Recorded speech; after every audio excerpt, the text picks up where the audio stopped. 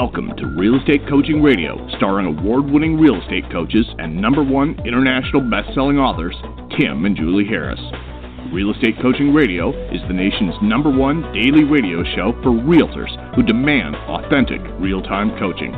Get ready for fluff-free, unfiltered, full-strength honesty about what's truly working to get you into action, helping others, and making money now in today's real estate market. Now to our hosts, Tim and Julie Harris. Hello and welcome back. We have a really cool show. This is a show that is by request of our coaching clients, and it's something that a lot of you guys are struggling with. The topic of today's show is hard to price homes in this market. So hard to price homes in this market. So Julie, welcome to today's podcast. Julie. Oh, you know what? User error. Hold on. Hey, you there? Hey, lady. You unmuted me, did you? Okay. No, I didn't unmute you. You're still muted. Yeah. Okay. Well, good. Then it's back to you. Anyway, so I'm going to highlight a great coaching client from the Facebook page, if you're cool with that. Yes, ma'am. All right. There's several here, but I'm going to just do this most recent one from Krista Bailey Mann. Krista writes, I'm excited. I got my foot in the door with a big commercial deal, leasing and potential property management, eventually a sale. I called a past client on her birthday last week to set up a birthday lunch. And she mentioned at lunch today that they have a commercial building and they're going to be charged outrageous commissions up front, and it's a bad deal. So she asked me to get in touch with her husband about it. I wouldn't have had this opportunity if I hadn't wowed them as buyers in a tight market, and so much of that was due to Tim and Julie's coaching. I wasn't content waiting for the right house to pop up for them in the magic listing system, MLS, and they so appreciated my willingness to be bold and work hard for them. Now that's continuing to pay off. I'm no expert in leasing commercials, so I have tapped someone with a lot of experience to co-list with me so I can earn while I learn. Thanks, Tim and Julie, for helping me to be a better version of myself with your fluff-free coaching. Isn't that a nice Facebook post? So kudos to you, Krista Bailey Mann, for, look at all these things that you took action on. You called your past client on their birthday to have a face-to-face. That's better than just a quick text or a post on Facebook. You're prospecting them. You did a great job in the first place, finding them the right house in a tight market, and now that's starting to pay off with some new opportunity. And I also have to point out, just for the rest of our listeners, that Krista could have done what most agents would have done and said, well, commercial isn't really my cup of tea. Let me just refer it to somebody. Okay, but no, she said, I'm going to earn while I learn. I'm going to co-list. I'm going to get some help, and I'm going to learn this stuff, so I've got a new spoke. So nice job on that, Krista. Kudos to you. Keep up the good work. Back to you. And so, Julie, you need to say as such in the Facebook post. I'm looking at it right there. So yes, tell Krista Bailey Mann in Facebook. I can't multitask. You're proud of her. But I'm about to. I know. Oh, you finally have accepted the fact that you can't multitask. Yeah. Good for you. I'm not going to talk and type at the same time. I'm not doing that. And that's good. But I will appreciate that. Yes. We did a podcast before on multitasking and the fact that it is a myth, and then when you try to multitask, actually, you end up doing nothing well. So it's kind of like one of those all-in-one machines that they used to sell that was a printer, copier, could do your dishes and vacuum your house. It did everything poorly. That's what multitasking is. Well, it's true. And, they've proven that you're not actually physically or chemically multitasking. You're just having your brain turn things on and off faster, and that it actually wears your brain down. So I'm trying to follow my own research on that and just take it easy on posting and talking and podcasting at the same time. Anyway. Hey, why not, right? There you are. Yeah. Right. Hey, I have a fun announcement. I can't give any details about this because I promised I wouldn't, but I threatened I would brag about this individual agent's incredible sale. So I'm going to brag just because I think it's amazing. So the largest single commission check I ever have seen from a single transaction was just received by one of our coaching clients, and the commission check was for basically $2 million from one transaction. Yes. And, so that was a pretty good single-day paycheck. Yeah, I'll say. So I can't say who it is because I promised I wouldn't, and I know he listens. But you know who you are. Congratulations. I told you I would tell everyone on our podcast, so I am doing that. And to his credit, he's being very classy about the sale. He wants to keep his buyers he wants to keep his buyer's information private, but he did tell me something funny, and I don't think I'm going to get in trouble for saying this, the rumor in town is that this particular property is being purchased by Tom and Giselle, basketball or the football player and the model, and so everyone in his town thinks that he represented those two in the purchase of this particular property, and it wasn't true. The people buying it are these people in their 60s, very sweet people, evidently. But in any event, yes. All about perception, and I'm also hearing from a lot of other coaching clients that they're having their best years ever. And I always have to remind them, we talked about this a little bit the other day, but it's worth mentioning. If you're not experiencing your best year ever, it's probably because 6 months ago probably you weren't doing what you were supposed to do. You weren't doing what you didn't want to do when you didn't want to do it at the highest level. When I go through, like, for example, the transaction I just told you about, the mega commission check you just received, that deal started probably this time last year or thereabouts. Even normal transactions in this market, $250,000 to $300,000. The average sale price in the United States is like $225,000. Even normal deals, they're going to take from your initial contact to closing in a market like this maybe 5 months. So if you're not experiencing abundance right now in your business, it's because you frankly were not doing what you were supposed to have been doing late last year. And that is a cycle that you need to just accept as being true. So many people do not think about, and this is another podcast topic we did a while ago, but so many people do not have any sort of emotional attachment to the future version of themselves, but they can sort of very lucidly feel how they felt, so they attach themselves to how the past version of themselves. But when given an opportunity to, say, hey, how about we put you in a position now where you can be doing something so the future version of you is very grateful to the current version of you.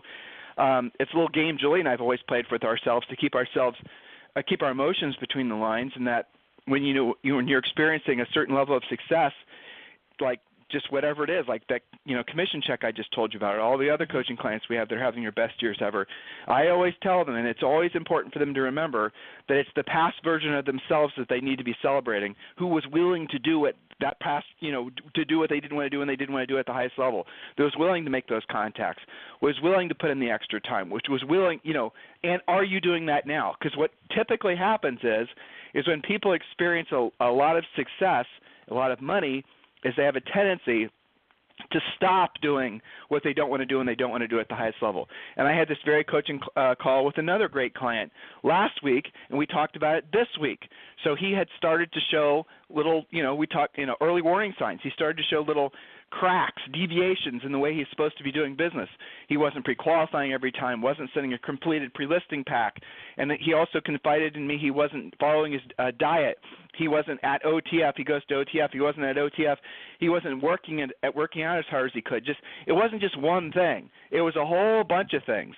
And I pointed that out to him. This is what a good coach does, is a good coach is always going to be operating on a level, observing, celebrating the victories, but observing, looking, making sure that, because it's very difficult for, as I just stated, for people to look into the horizon. People cannot attach themselves emotionally to future versions of themselves, and that's what a great coach is supposed to do. A great coach is supposed to be on the lookout for the client's blind spots. And so on this call, what I tried to do is be a great coach for him and look out for his blind spots. And he came to the call today with this list of 6 things, frankly, that he knew he had been not doing at the highest level, and he knew because he has business maturity now. He knew that if he had allowed those things to continue, that those tiny little cracks would have grown into fissures, would have grown into big, huge landmines, and just the whole thing would have been a big mess. And so, to his credit, he identified what those things were. Some of them were personal. I told you guys, and he fixed all of them. He took corrective measures to get himself back into alignment with the person he wants to be, because if he allowed those things to manifest, if he allowed himself to slack at OTF, if he allowed himself to eat crappy food, if he allowed himself to maybe have an extra glass of wine a day, if he allowed himself to back off the phones and not set a listing appointment every day, all those little things, the accumulation of all those, in essence, bad behaviors that aren't in alignment with the person he wants to be, 6 months from now, he had been paying the price in a bad way for that bad behavior. You guys understand? Now he's enjoying the best year, the start to the year. He's enjoying more success than he ever has, a consistent success, but it's coming from the accumulation of the things that he had done 6-8 months ago.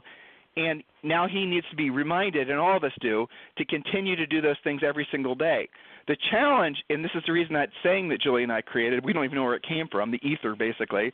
If you want ever-increasing long-term levels of success, you have to do what you don't want to do when you don't want to do it at the highest level. All three of those elements are incredibly important. And again, this is a topic that you need to internalize and think about. Doing what you don't want to do is pretty much anything that's going to result in you hearing no during the course of the day, right?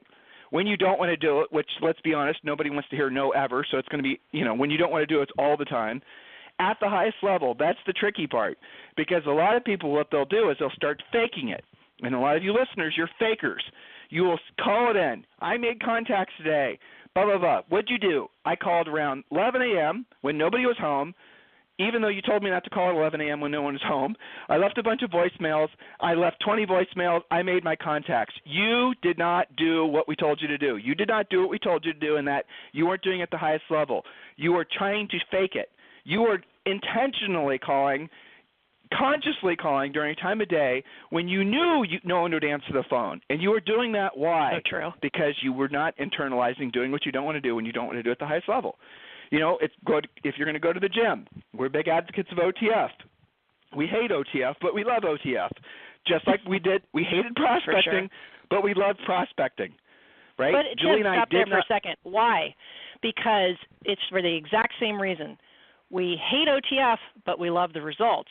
We hated prospecting, but we loved the results. You don't have to love prospecting because that is highly unlikely. So stop trying to convince yourself there's something wrong with you because you don't. Nobody does. But you should love the results that it affords for you and your family through the opportunity of helping other people at the highest level. That's the difference. It is exactly the same because I don't see myself ever loving OTF. That's for sure. Ever. Other than the results. Our producer just reminded me. So listen, guys, many of you, absolutely positively are in desperate need to speak with one of our new member coaches. You know you are. You've been delaying it. You're procrastinating it. You do not have your lead generation wheel put together. You don't even know what I'm talking about. You have no clue where your leads are going to come from this year.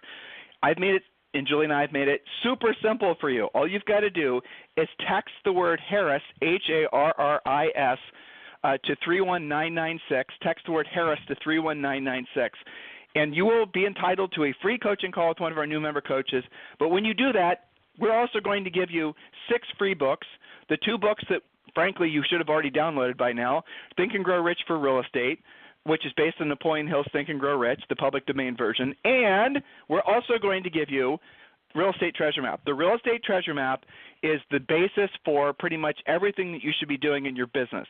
It's going to walk you through step-by-step goal setting, goal planning, everything that we just talked about that I was referring to with regards to early warning signs. Every single aspect of your business and personal life is a fill-in-the-blank business plan. It's not even a business plan, truthfully. It's a fill-in-the-blank life plan. We give that to you for free, and all you've got to do is text the word Harris, Harris, and just text the word Harris to 31996. Text the word Harris, Harris, to 31996. So, Julie, let's get to our points. Yes, so this is a popular request straight from some of our Douglas Elliman listeners in New York City, but I think that this certainly applies to everyone. And I also kind of dusted this off because there's been so much discussion on the Premier Coaching Call about pricing lately. And so much of that is surrounding a changing market, just makes sense. And agents and brokers feeling a little bit like this whole pricing thing has become more of a moving target and something you've got to be more careful about. The lower the inventory and the more buyers there are for each listing, you can make some kind of pricing mistakes maybe, and maybe it's not a mistake if you've got enough buyers bidding on it, and the market will correct for you. You don't have to be as careful as you do when things are changing, and particularly when buyers are getting a little bit more nervous. They're saying things like, maybe I want to wait. I see a lot of price reductions happening. So I wrote down secret number 1 that, well, actually this is one of the ones down the line. The best price reduction script is the one that you never have to have, but that doesn't mean you shouldn't be learning them, because using them up front and pricing it right in the first place is your key to happiness. So we're going to go over pricing rules, and this probably will take us at least 1 or 2 podcasts. So take some notes, and this should clarify and make your life so much easier with pricing. Pricing is a challenge for everyone. You know, even grizzled veterans at some point when the market changes or they're a little bit out of their fishbowl, they're in a different neighborhood, different price range, different scenarios. So this is for everyone. Secret number one, a great seller pre-qualification script pulls out critical facts so that you can be best prepared to not just take the listing but to price it right in the first place. Not pre-qualifying is unprofessional and can waste your time and theirs. Always pre-qualify 100% of the time so that you can price it to sell, not to sit. Secret number two is what I just said. The best price reduction conversation is the one you never have to have. All pricing scripts are best used at the listing table. Secret number three, don't lose the listing of a motivated have-to-sell seller over price. Now, that seems kind of counterintuitive, right? We want you to price it accurately, but we also want you to have some common sense about this. If they have to sell, you have to take the listing. Someone's going to make the commission. Shouldn't it be you? And it may be the case that they're going to become more motivated. We'll talk about those scenarios in a little bit. And the bonus secret is proper previous planning prevents pitifully poor pricing. Stop throwing a dart at the wall and lucking out because the market was tight. That is not skill. That is luck. Anything you want to add to secrets before we get going on rules? I'm just impressed with your rhyming. You got like a realtor rap going on today. I'm just trying to make him remember stuff. But yes. So rule number one. I don't know. Okay, so all of this has the overlay of don't go unless you know. There's my rhyming again. This is so that you will remember these things before you show up to a listing. You'll save time, you'll save stress, you'll save hassle. You'll be more comfortable when you've asked these questions.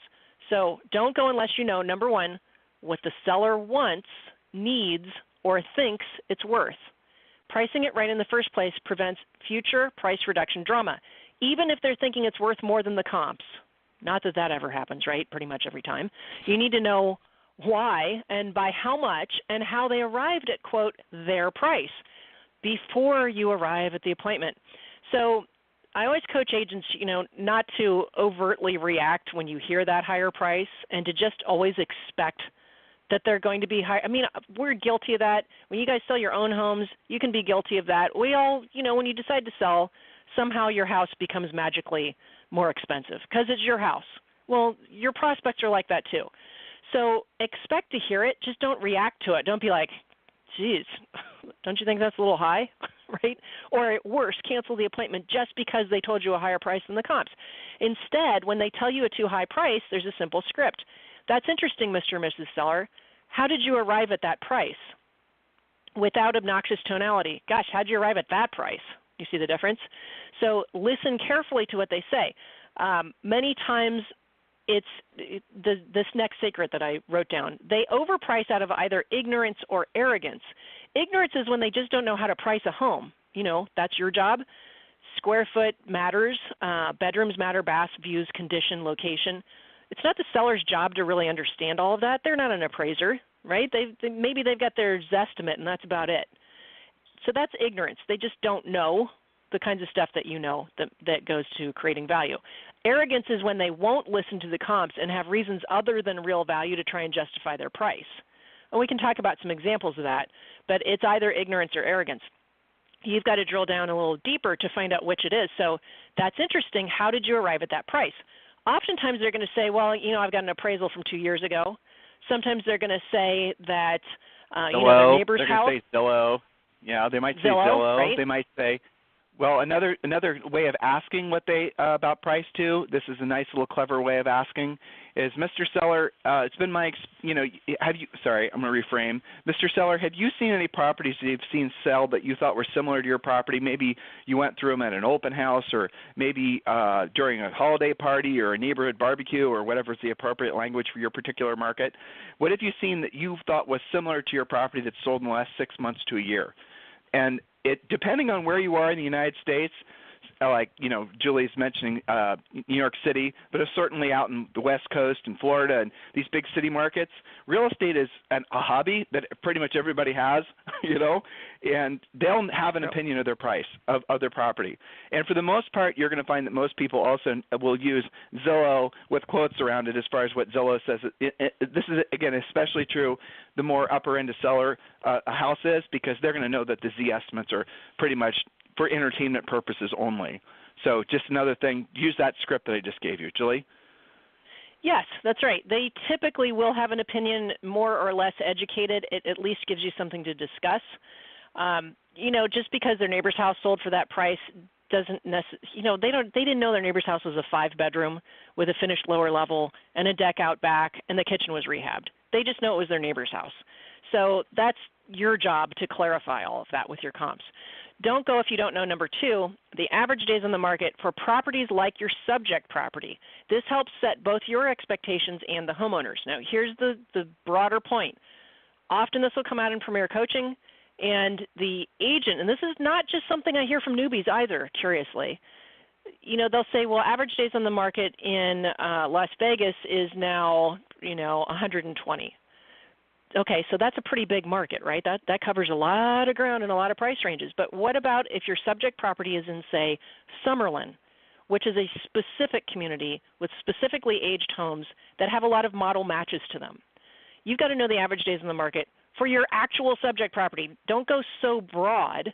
Sometimes agents stop because they have one little morsel or fact that they've memorized. You've got to do it based on your micro market. When we sold in Columbus, the broader market had about 180 days on the market, but there were hot little pockets. I remember, one little area in Clintonville, remember that Rosemary? It was like, 8 streets, and their average days on the market was 10, when the rest of the market was 180. Like, you could list practically anything on those 6 streets, and it would be snapped up instantaneously. So you would be kind of dumb to talk to your seller about, well, you're going to have to wait 6 months. That would show ignorance to the market when they've seen their neighbors' houses flying off the market. So average days on the market for your actual subject property and neighborhood. Do be specific. Don't go if you don't know. Number 3, similarly, the list-to-sell price ratio. This helps you combat when the seller says, well, we'll just price it high and let them negotiate. Or it helps you know if you can price it right on the mark and expect to get slightly more. There are still some markets where you price it right and you're going to end up at 102% of list, but most of the market you're going to end up less than 100%, and of course that requires that you price it right in the first place. So what's the list to sell price ratio? It's the difference between the list price and what it actually closes at. So that can range anywhere, depending on where you are. We're seeing anywhere from 85% up to about 102%. And if you dramatically misprice it, that obviously gets screwed up. But how you counsel a seller depends. Yes. Hover there for a second. So list to sell price ratio, I know many of you don't know what that is. You've heard of it before. So you need to learn how to figure that out using your MLS. Your MLS will turn out that statistic for you. Julie just said it, but it's really important that you understand the list to sell price ratio. There's one for your overall, MLS. And then there's another for individual neighborhoods. And like she also said, one for individual streets. So you better know what the list to sell price ratio is. It's the difference between what the original list price was and what it finally sold for. In some markets, some MLSs, it's the difference between the final list price and what it eventually sold for. You need to know what your list to sell price ratio is. You need to know what your market's list to sell price ratio is. These are the types of things that sellers are going to be insistent upon you knowing as they become more and more educated. Don't go unless you know. And this is all, by the way, list to sell price ratio and everything we're talking about is covered in the pre-listing pack that you get as part of Premier Coaching. Premier Coaching is your turnkey, complete real estate system. It's not just a coaching program where you talk to some, coach that hopefully has experience in your particular with your particular situation. You get a daily coaching call with Premier Coaching. You get everything you could possibly need. It's in pre-listing pack, it's the scripts, it's the listing presentation, everything that you can think of. Many things that you can't think of because you're not yet there in your career, that's part of Premier Coaching. If you want to learn more about Premier Coaching, which you should, if you want to learn more about, frankly, how you can get a leg up on this market that's going to last at least the next 2 to 3 years. And in our opinion, when asked what we think the single greatest opportunity there is right now in the real estate market, there is no doubt it's expired listings. You need to be learning how to go after expired listings. Text the word Harris, Harris, to 31996. Text the word Harris to 31996. And when you do, you'll be entitled to a free coaching call with one of our new member coaches where while on the call, you can learn about the coaching program. And also, you're going to be given 6 free books, The Real Estate Treasure Map and Think and Grow Rich for Real Estate. So, Julie, I think you may have time for one more point. One more point. You got it. So don't go unless you know the number of homes actually competing with your subject property. I'm talking active listings. What are you up against? How would it compare in the eyes of the buyer? And a really smart listing agent goes to actually preview those homes and actually tells the seller that you spent the time to preview all of their competition so that you could more accurately recommend the correct price. Especially if you're competing. That's a really, really killer way to convince the seller that you are the right agent for the job of selling their home. Here's the secret. Next time you have continuing education, actually take an appraisal class. Probably not your first choice off the bat because it is kind of boring, but take the appraisal class. That's going to help you become a more confident pricer because it shows you how to look at price from different angles, not just from your MLS. So related to that, and then I've got to scoot over to Premier Coaching, is rule number 5, don't go if you don't know about new construction in the area that competes with your potential listing. Remember, when builders provide in-house financing, they often can sell a more expensive home for the same payment as your resale. So here's the secret. A resale home for $350 might be competing with new construction for as high as $500 if the builder has buy-downs and in-house financing with incentives. So know what's going on with new construction. I'll give you another hint to this. A lot of you guys that are in older markets don't think that there's new construction around, but there is. It may be in the outlying areas that are last to develop. You really have to know what exists, and if it exists, what are their special perks. So I'll turn the call over to you, Tim, so I can tee up my Premier Coaching people. Yeah, and listen, Premier Coaching members, you are crazy for not attending Julie's call live every day because you will get the attention that you deserve when you attend the call live. Listening to it in replay is great, but it's not the same experience as attending her coaching session, which starts in 3 minutes, 4 minutes really, live every day. You get your questions answered, you communicate, you literally talk directly with head coach Julie. It's not like any other coaching program you've ever experienced. This happens every single day. And if you happen to miss the call, you can listen to it in replay. And remember, we also, coaching members also have 24-hour coaching on demand. So if you have any questions or any issues between coaching calls, just use the coaching on demand feature and you get that question answered right away as well. So guys, thank you for continuing to make this the number one listened to daily podcast in the real estate industry. It is our it's our sincere and absolute honor that you have entrusted us with your future and with regards to your real estate business. And let's be honest, a lot of this translates into your personal life as well. If there's anything we can ever do for you, and a lot of you do email us, but you can remember, email us, tim@timandjulieharris.com or julie@timandjulieharris.com. We're always here to be of service to you. That is, again, that's our professional mission in life is to, for those who choose to listen to us, for us to make your path easier. And remember, guys, if you want ever-increasing long-term levels of success in any aspect of life, remember it comes down to doing what you don't want to do when you don't want to do at the highest level, and that ultimately means being of service to other people. Remember that as you go through the rest of today, and we'll listen to you on the show tomorrow. We do have a cool podcast, an interview that's happening on Thursday. Make sure you listen to that one. In the meantime, if you need us for anything, it's tim@timandjulieharris.com or julie@timandjulieharris.com. Have a fantastic day. We'll talk to you on the show tomorrow. This program has been a presentation by Tim and Julie Harris, Real Estate Coaching. For more information on our real estate coaching and training programs, visit our website at timandjulieharris.com.